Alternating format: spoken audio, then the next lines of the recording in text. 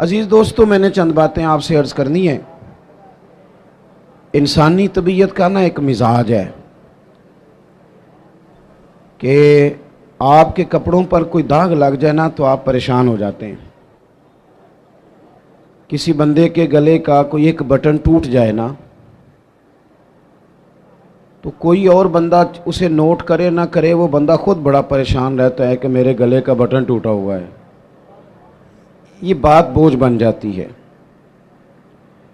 آپ پڑھے لکھے بھی ہوں، مالدار بھی ہوں، وزادار بھی ہوں، ساری آسانیاں موجود ہوں، صرف آپ کے کپڑے میلے کچیلے ہوں تو آپ سے کہا جائے نا کسی جگہ جانا ہے چلو، تو فوراً لوگ کہتے ہیں پہلے مجھے غسل کر لینے دو، کپڑے بدل لینے دو، پھر میں چلوں گا۔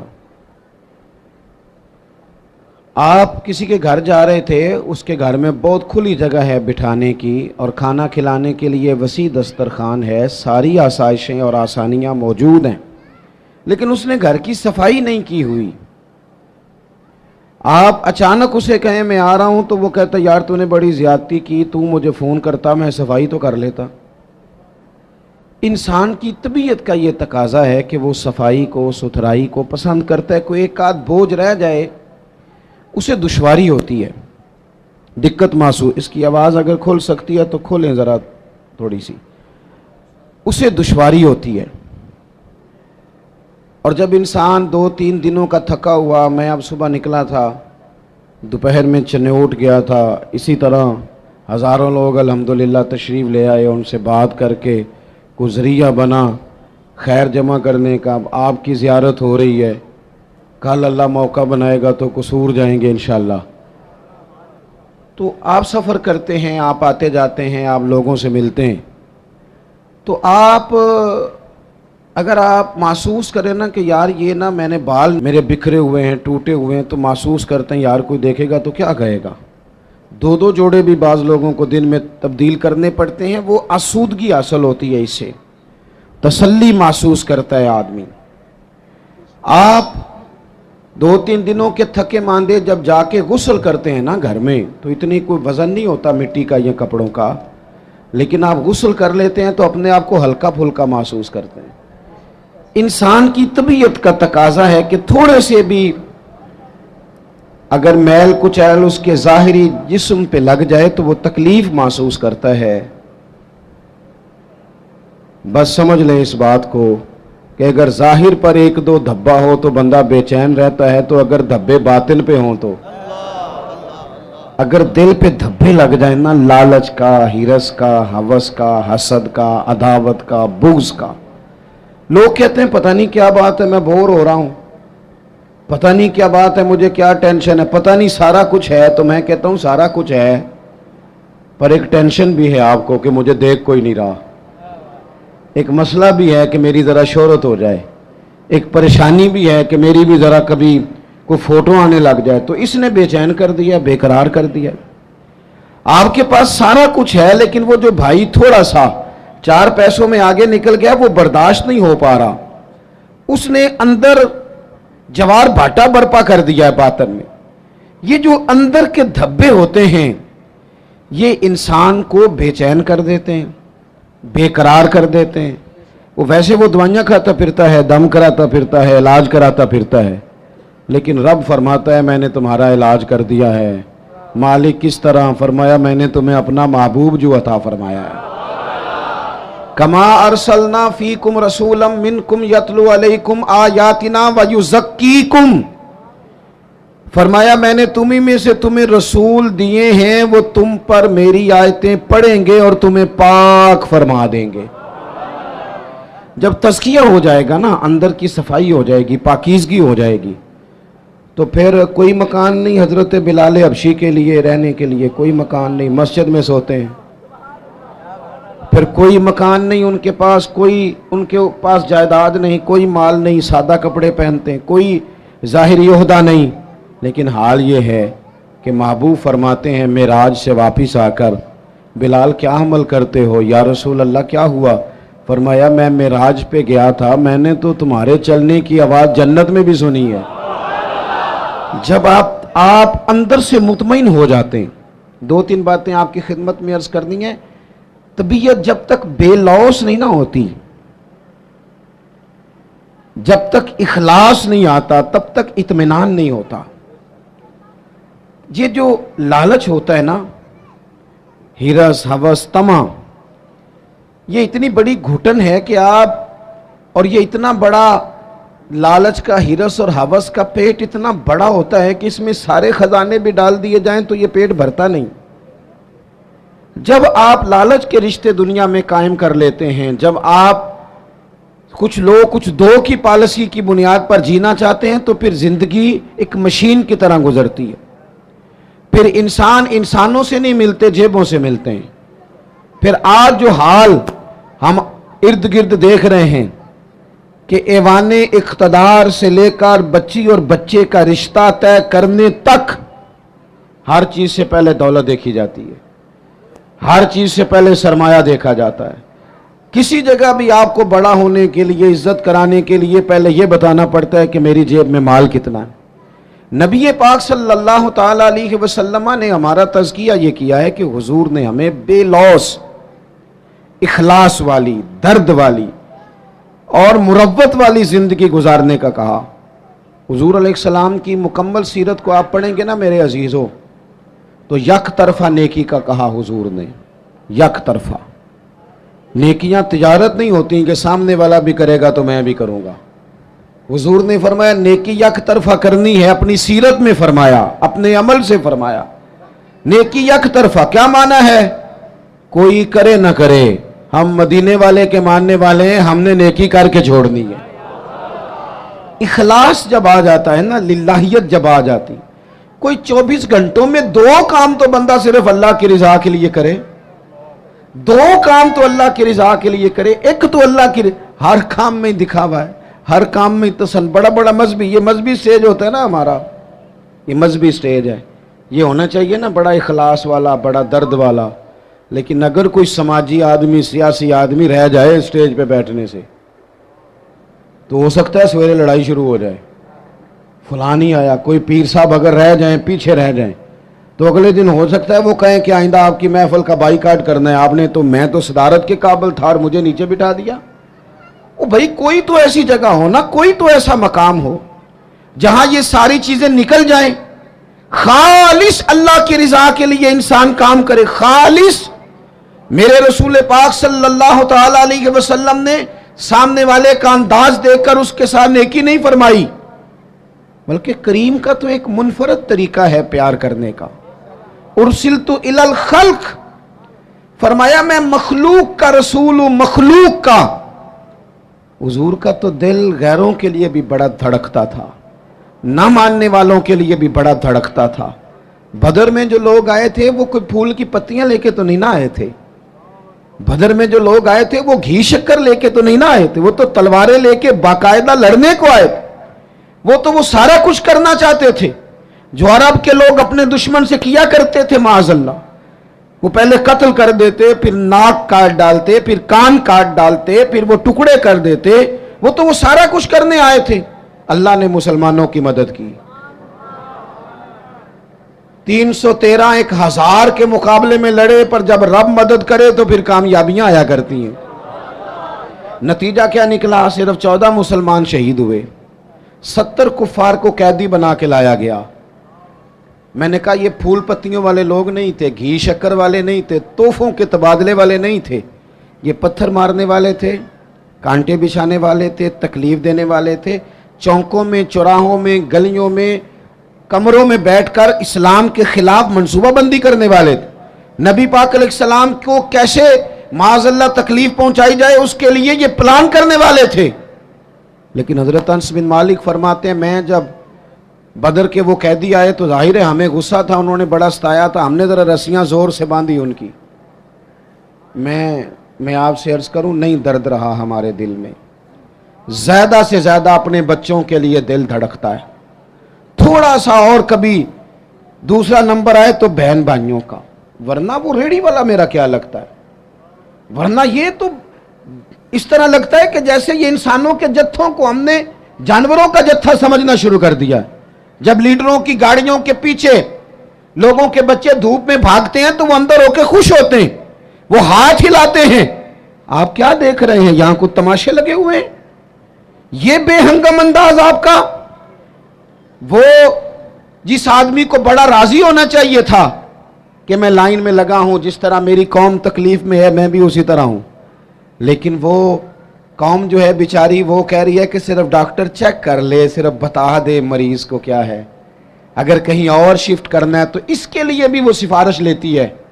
لیکن یہ صاحب کیا کہتے ہیں؟ کہتے ہیں مجھے اللہ نے بڑی عزت دی ہے، میں گیا تو ڈاکٹر اٹھ کے کھڑا ہو گیا. تو بھئی قوم کو اس کا کیا فائدہ؟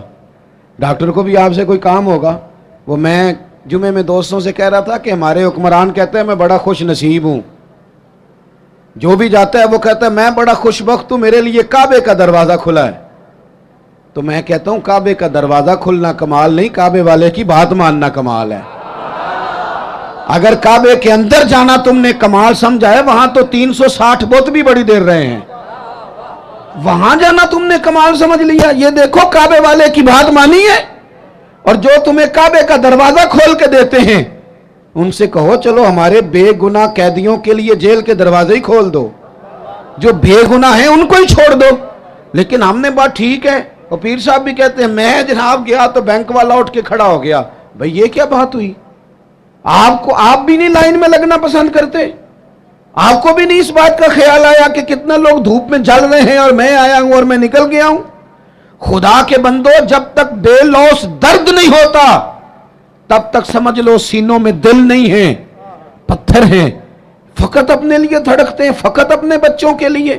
خدا مجھے ایسی خدائی نہ دے کہ اپنے سوا کچھ دکھائی نہ دے. یہ کیا بات ہوئی؟ حضرت انس بن مالک کہتے ہیں ہمیں غصہ تھا کفار پر، ہم نے رسیاں زور سے باندھ دی، اور اپنا غصہ نہیں تھا، غصہ یہ تھا ہمارے نبی کو تکلیف دی، مکہ چھوڑنا پڑا، اذیت دی، ہم نے زور زور سے رسیاں باندھی. لیکن فرماتے ہیں میں رات کو مسجد نبوی میں آیا تو حضور کو دیکھا کبھی بے چینی سے ادھر ٹہلتے ہیں کبھی ادھر ٹہلتے ہیں. میں درد سے آگے بڑھا، میرے ماں باپ آپ کے قدموں پہ قربان، میری اولاد آپ کے ابرو کے اشارے پہ قربان. محبوب کیا بات ہوئی، کیوں اس طرح ٹہل رہے ہیں؟ تو حضور فرمانے لگے انس تم نے ان کی رسیاں زور سے باندھ دی ہیں، یہ ہائے ہائے کرتے ہیں مجھے نیند نہیں آتی، یہ ہائے ہائے کرتے ہیں مجھے نیند، ان کی رسیاں ذرا ڈھیلی کر دو تاکہ میں سو جاؤں. کسی سے تو پیار کرنا یار، کسی کا تو درد پیدا کرنا. یہ نہیں ہو سکتا کہ تو ناجائز کمائی کما کے لائے، تو کسی کے بچوں کا نوالا چھین کے لائے اور پھر تیرا بچہ ڈاکٹر بن جائے. یہ کیسے ہو سکتا ہے؟ تو ناجائز پیسے اکٹھے کر کے لائے اور تیرا بچہ انجینئر بن جائے. یہ کیسے ہو سکتا ہے؟ پھر یہ کیسے ہو سکتا ہے کہ تو کسی کا گھر اجاڑ کے اپنا گلشن آباد کرنا چاہیے؟ کیسے ہوگا؟ آپ اگر چاہتے ہیں کہ ہمارے گھروں میں روشنی آئے تو پھر کسی اور کے آنگن میں دیا جلانا شروع کریں. کوئی تو کام ایسا ہو. قرآن تعلیم دیتا ہے قل ان صلاتی و نسکی و محیای و مماتی للہ رب العالمین. کہو میری نماز، میری قربانی، میرا دنیا میں آنا، میرا یہاں سے جانا سب اس رب کے لیے ہے جو تمام جہانوں کا پالنے والا ہے. اپنے سینے میں درد پیدا کریں، ایک دوسرے کے لیے گنجائش پیدا. ہمارے پاس گنجائش نہیں ہے. میں اکثر کہتا ہوں کہ میں سمجھتا ہوں صرف میری ضرورت ہے، میرے علاوہ نہیں. حالانکہ میرا ڈرائیور گاڑی نہ چلائے تو میں تو سو جاتا ہوں گاڑی میں، وہ گاڑی نہ چلائے تو میں تو پہنچتا ہی نہیں. چلے ساری باتیں چھوڑیں، یہ مائک والا اگر اس کا مائک خراب ہو جائے تو محفل کا سارا کام رک گیا کہ نہیں رک گیا؟ لیکن ہمارے نزدیک، میں نے ایک دفعہ نا ایک سپیکر والے سے پوچھا، یہ ساؤنڈ والے سے، میں نے کہا تو اتنی محفلیں سنتا ہے نماز کیوں نہیں پڑھتا؟ وہ مینوں کہندا ہے جیڑا مولوی آندا ہے ساڑے نال تے لڑ کے ٹر جاندا ہے. ہم تو پوری محفل میں نا ایسے کانپ رہے ہوتے ہیں کہ کسی کو آواز اونچی چاہیے، کسی کو نیچی چاہیے، کو کہتا کھول دے، کو کہتا بند کر دے. تو ہم پہ کیا اثر ہونا ہے؟ ہم تو خوف میں، کیونکہ ہم نے قدر نہیں نا جانی لوگوں کی، قدر نہیں سمجھی لوگوں کی. قدر سمجھنا شروع کریں، پیار کرنا شروع کریں. آپ بے لوث ہو جائیں، کچھ کام پیچھے چھپ کے بھی کریں، کچھ کام بیک پہ رہ کے بھی کریں. آپ محسوس کریں گے کہ آپ کے دل کو اللہ نے سکون دے دیا، کچھ اطمینان حاصل ہونے لگا ہے. 100 گھر تھا مدینہ شریف میں، تھوڑی سی آبادی ہوتی تھی، 100 گھر تھا. امام ابو نعیم لکھتے ہیں 100 گھر تھا. जहां 2 वक्त रोटी भी पहुंचती थी, बच्चों के कपड़े भी आते थे, कोई बीमार होता तो दवा का खर्चा भी आता था। एक दिन नहीं, 2 दिन नहीं, सालों मदीना शरीफ में सालों 100 घरों की कोई किफालत करता रहा। पर रात को कोई पर्दा नशीन आता था नकाब ओढ़ के और दरवाजे पे राशन रखता था, उससे पूछते थे तेरा नाम क्या, तो नाराज हो जाता था सालों। फिर अचानक वो खाना आना बंद हुआ, फिर अचानक वो सारी चीजें मौकूफ हो गईं। एक दूसरे से गरीबों ने पूछना शुरू किया, तेरे घर नहीं खाना आता? नहीं। तेरे घर भी नहीं आता? कब से नहीं आया? मालूमात होने लगी, सब एक दूसरे से पूछने लगे तो पता चला 18 मुहर्रम से ना उसके घर आया है, ना उसके घर आया है, ना उसके घर आया है। 18 मुहर्रम से किसी के घर नहीं आया। मालूमात करो लोगों, 18 मुहर्रम को हुआ क्या? तो पता चला कि 18 मुहर्रम को इमाम ज़ैनुल आबिदीन का इंतकाल हुआ।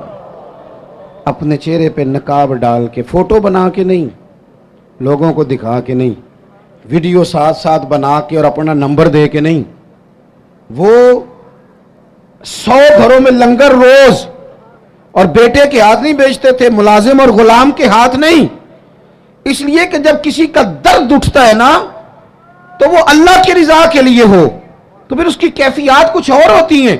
100 घरों में खाना जाता था। इतना बड़ा मजमा है, इतने सारे आप लोग आए हैं, क्या 3 आदमी मिलके एक गरीब का बोझ नहीं उठा सकते? क्या 3 लोग किसी एक गरीब का बच्चा नहीं पढ़ा सकते? इन सियासतदानों की राह तुम देख रहे हो, इनकी, जिनको सिवाय अपनी लड़ाई से फुर्सत नहीं, और उन लोगों की तुम राह देख रहे हो जिनको वैसे गांव में किसी मरीज को जरूरत पड़ जाए तो उनके पास गाड़ी नहीं होती, लेकिन उनकी सियासी जमात का जलसा है ना, तो फिर वो गाड़ी भी निकलती है, फिर वो जिसको मर्जी भी देते हैं, फिर झंडे भी लगते हैं, फिर नंबर गेम भी होती है, फिर वीडियो भी बनती है। मैं भी उम्मीदवार हूं, टिकट लेना है, लिहाजा मेरे पीछे गाड़ियां लगाओ। न करो, ये नाशुक्री है दौलत की। जब अल्लाह की दी हुई जायज दौलत नाजायज जगह पे खर्च करते हो तो नाशुक्री करते हो। 100 घरों में खाना आता है, इमाम ज़ैनुल आबिदीन देते हैं, बताते नहीं। विसाल का वक्त है, गुस्ल दिया जा रहा है, पुश्त पर मोटे मोटे निशान हैं। लोगों ने साहिबजादे से पूछा ये क्या है? तो फरमाने लगे मेरे अब्बा जी उम्र भर पुश्त पर अनाज की बोरियां रख के गरीबों के घरों में पहुंचाते थे। शहजादे आप कहाँ होते थे? बूढ़ा बाप जो जाता था, तो आप क्यों नहीं जाते थे? तो कहते थे मैं तो रो के मिन्नत करता था कि ऐ शेर खुदा अलीउल मुर्तज़ा के पोते मुझे दे दो, ऐ सैयदा पाक के पोते मुझे दे दो, मैं दे आता हूँ। तो फरमाते थे दे तो दूँ, भेज तो दूँ, तबीयत तो इजाज़त नहीं देती, पर डरता हूँ कि जब तुम्हें भेजूंगा तो फिर उस गरीब का नाम भी तो बताना पड़ेगा ना, किसके घर भेजना है। पर्दा उसका बना हुआ है, पर्दा। अखां जदों मीटियां जमाना मैनू रोवेगा, अपना ते अपना बेगाना मैनू रोवेगा। जदों ना मैं दिसिया मैं खारा नू मैखाने विच, तुसी वेखना जाम टुट जाणगे ते मैखाना मैनू रोवेगा। कई लुक लुक रोणगे ते कई बुक बुक रोणगे। गलियां दा याना ते सियाना मैनू रोवेगा। ओ भाइयों, जब आप बेलौस हो जाते हैं, जब आप प्यार करते हैं, जब आप थोड़े पर भी किसी से मोहब्बत करने लगते हैं, अल्लाह आपके दिल को करार देता है, आप सुकून। देखो ना, 3 दिन हुए थे हजरत सिद्दीक अकबर के विसाल को, तो हजरत उमर फारूक फरमाते हैं जख्म अभी ताज़ा भी था, गहरा भी था। मैं असर की नमाज पढ़ा के ना तो बाहर मस्जिद शरीफ में बैठा था, 2-3 छोटी छोटी बच्चियां सादे से कपड़े, सादा सा लिबास, मस्जिद में आई और तोतला लबो लहजा, चाचा आप खलीफा बने? कहा हाँ बेटा मेरी ड्यूटी लगी है।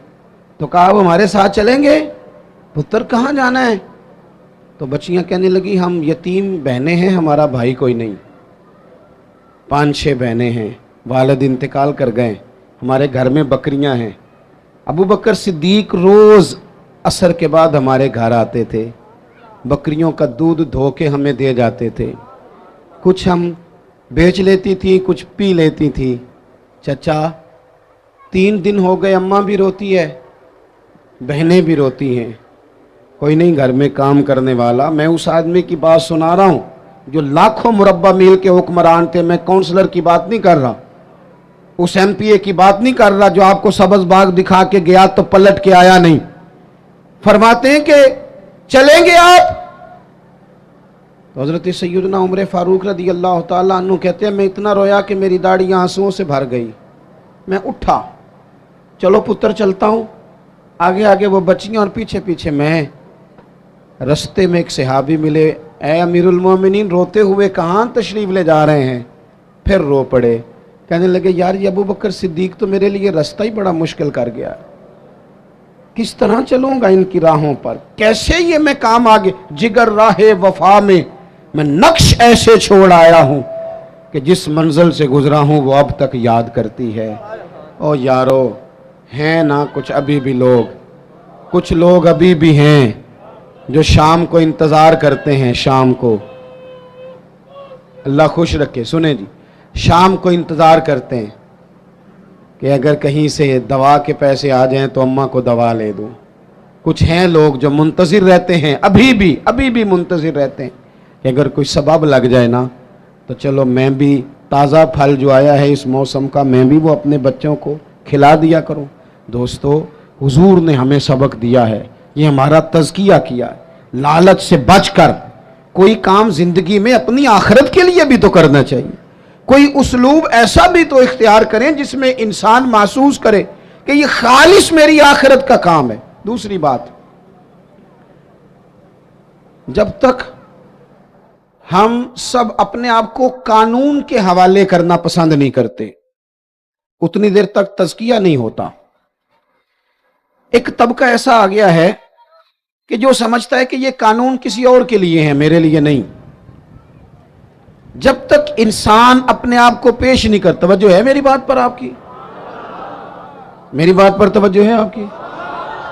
आपकी कोई सियासी जमात, कोई इल्ला माशाअल्लाह जो इस वक्त काम कर रही हैं, जो बड़ी बड़ी पार्टियां बनी हुई हैं, उनमें से कोई एक सियासी जमात का कोई एक कारकुन भी कहता है कि मेरे लीडर से फलानी गलती हो गई है?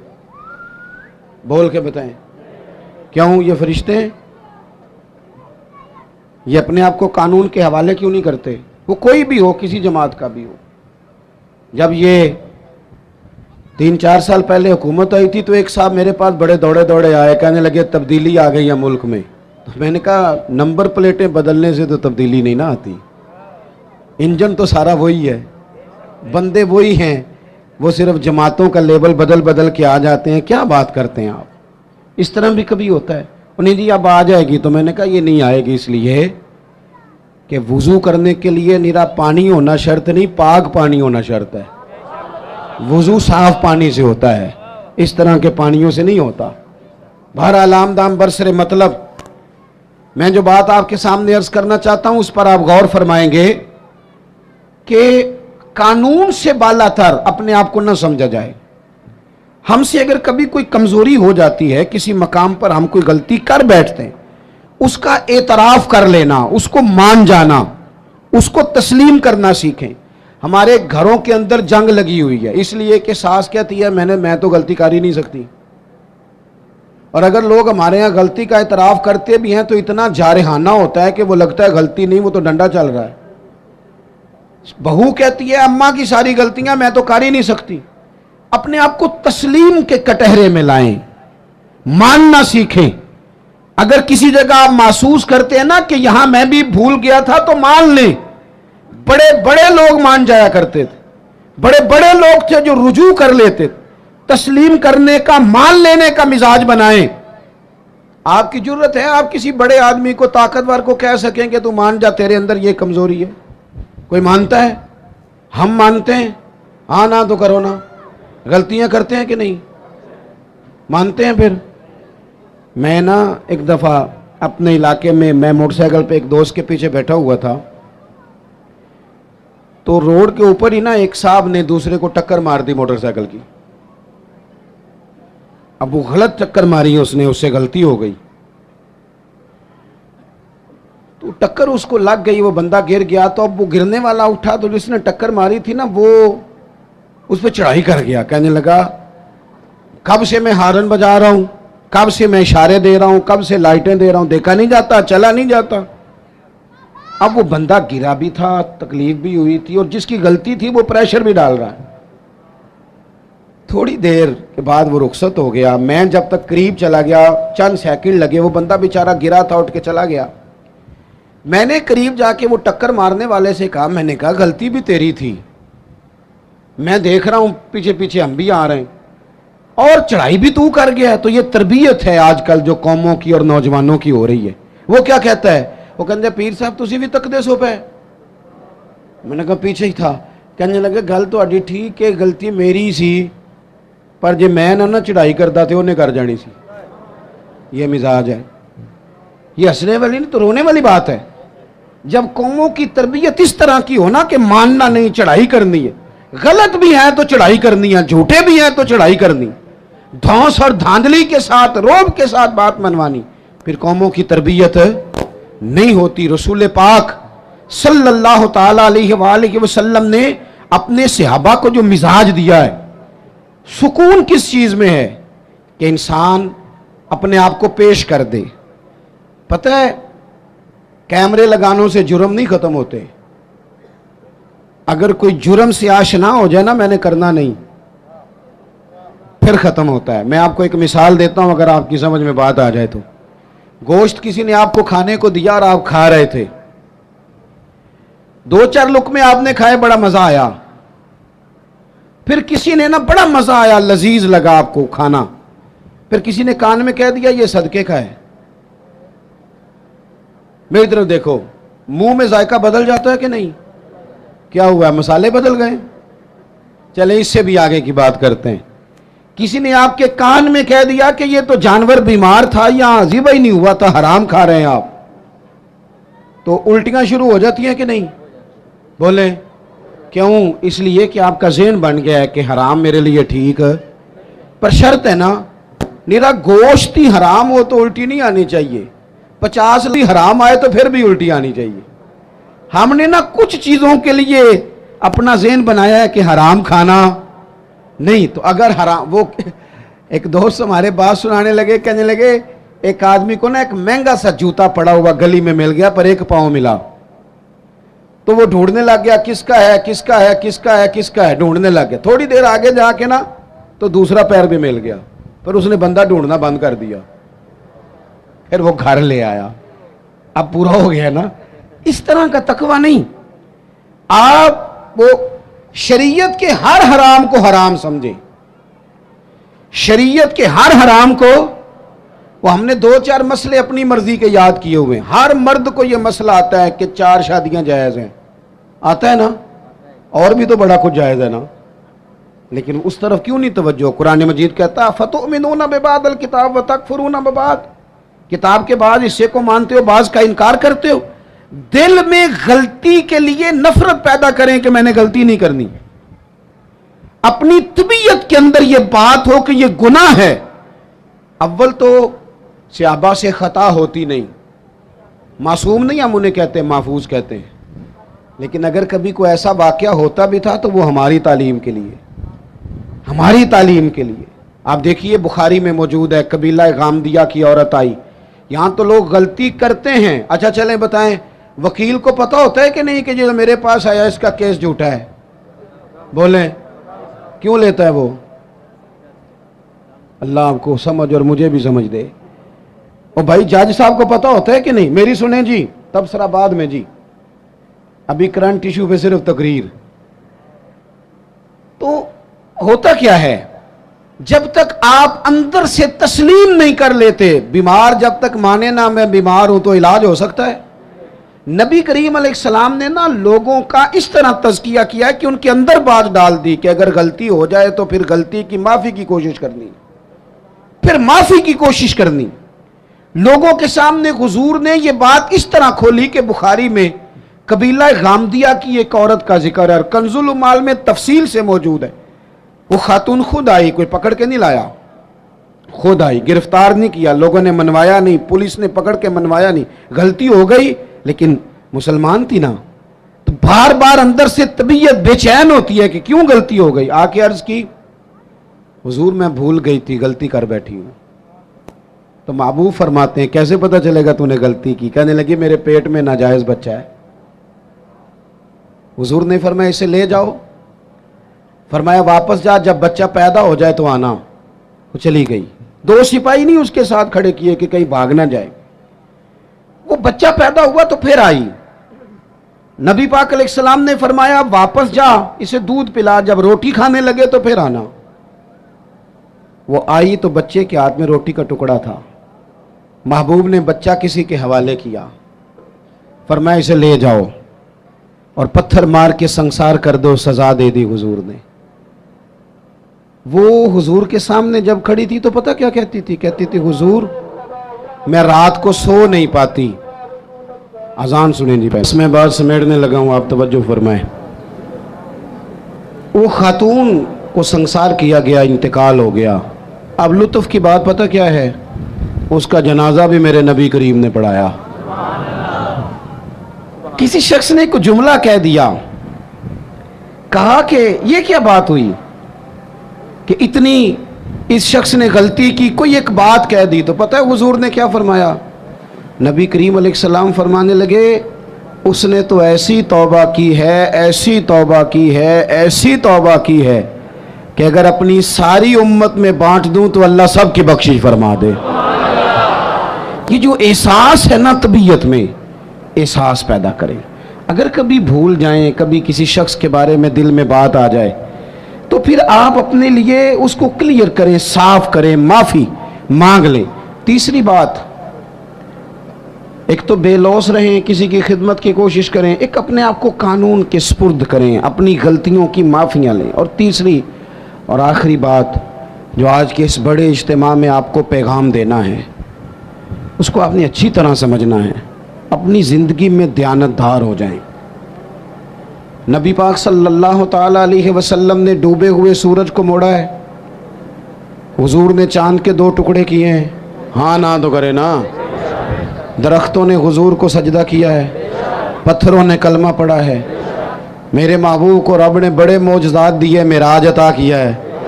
لیکن مسلمانوں سنو، تمہارے اور میرے محبوب کا سب سے پہلا تعارف یہ ہے کہ وہ صادق اور امین ہے۔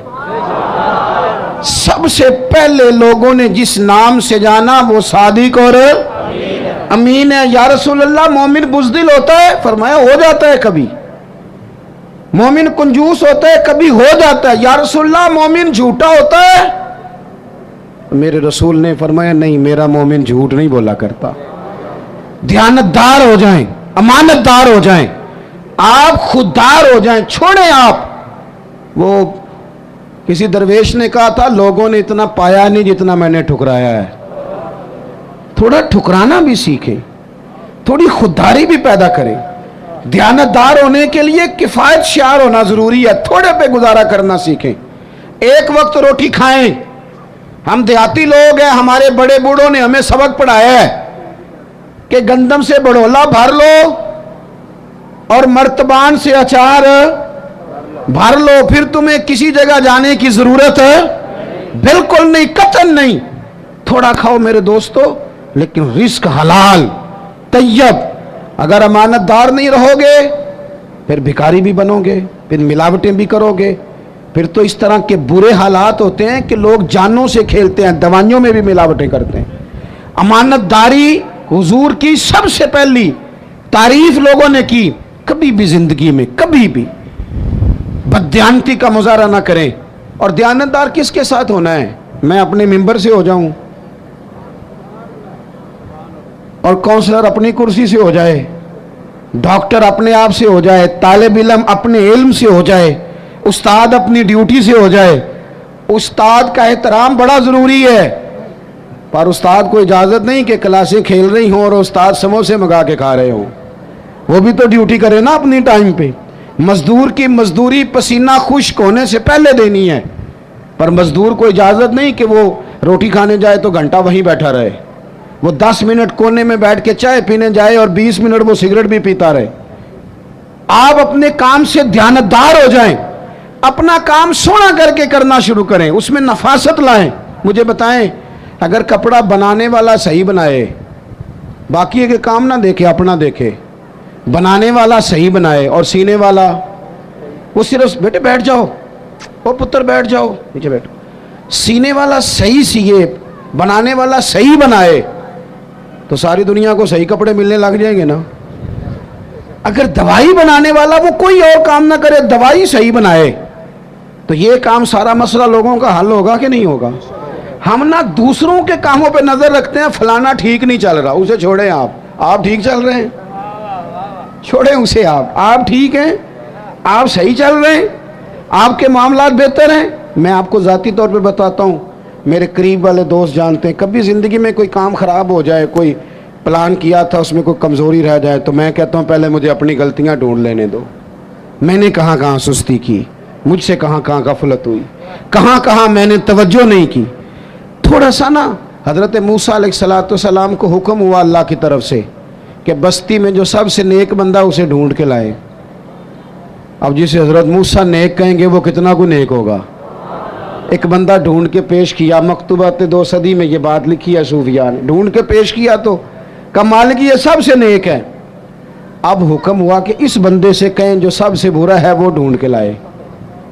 میری اور آپ کی ڈیوٹی لگتی نا برا بندہ ڈھونڈنے کی، تو ہم نے خود ہی نیک بچنا تھا، باقی سارے کرپٹ نکل آنے تھے.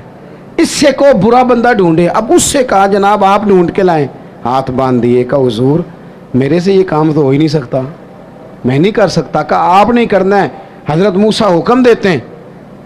وہ نیک آدمی نے کہا پھر مجھے 3 دن کی مہلت دیں. 3 دنوں کی مہلت ملی. 3 دنوں کے بعد مقررہ وقت پر بندہ ڈھونڈ کے لانا تھا جو سب سے بد ہے معاذ اللہ. کس کو ڈھونڈ کے لائے؟ اپنے گلے میں رسی ڈالی، اپنے گلے روتے تڑپتے لا کے رسی حضرت کلیم کے دست مبارک میں دے کے کہا حضور کچھ لوگوں کے گناہ میں نے دیکھے تھے، شک تھا کہ انہوں نے کیے ہوں گے، پر وہ میرا شک تھا. لوگوں کی غلطیوں کا صرف شک تھا، پر جو میری ہیں وہ تو پکی ہیں، لہٰذا مجھ سے کوئی نہیں برا. رب کریم نے فرمایا میرے کلیم اسے بتاؤ کہ تیرا جو رب کی بارگاہ میں مقام بنا ہے وہ اسی عاجزی کی برکت سے تو بنا ہے. ہم نے نا دیانتداری کا مظاہرہ، جھوٹ جس قوم سے نکل گیا وہ قوم بن گئی. جھوٹ پتہ کیا نقصان کرتا ہے؟ اعتماد ختم کرتا ہے. بندہ بڑا قابل ہو لیکن جھوٹا ہو تو اس کا اعتماد. تو یہ 3 باتیں عرض کی ہیں. میرا خیال ہے کہ جب میں یہاں سے لوٹوں گا تو کچھ خیرات مجھے ضرور ملے گی، اس کی کچھ نہ کچھ ذہنوں میں اس کا اثر ضرور ہوگا. ایک تو بے لوث زندگی گزارے، کسی کی خدمت کی کوشش کریں. اور جوانوں خدمت کے لیے پیسے شرط نہیں، خدمت کے لیے تو آپ 2 بول تسلی کے بول دیں تو وہ بھی بڑی خدمت ہے. دوسری گزارش آپ سے یہ کی ہے کہ اپنے آپ کو قانون سے کبھی بالا نہ کریں. غلطیاں ہو جائیں تو یہی معافیاں مانگیں، ورنہ تو پھر ایک دربار لگنا ہی ہے قیامت میں. اور تیسری گزارش آپ کی خدمت میں یہ ہے زندگی دیانتداروں جیسی گزاریں. بددیانت لوگ جو ہوتے ہیں وہ اپنے ضمیر کے قیدی بن جاتے ہیں، وہ خود اپنے مجرم ہو جاتے ہیں. اس طرح کا اپنی زندگی میں ماحول لائیں. اللہ تعالی ہمارے لیے رحمت والے فیصلے کرے.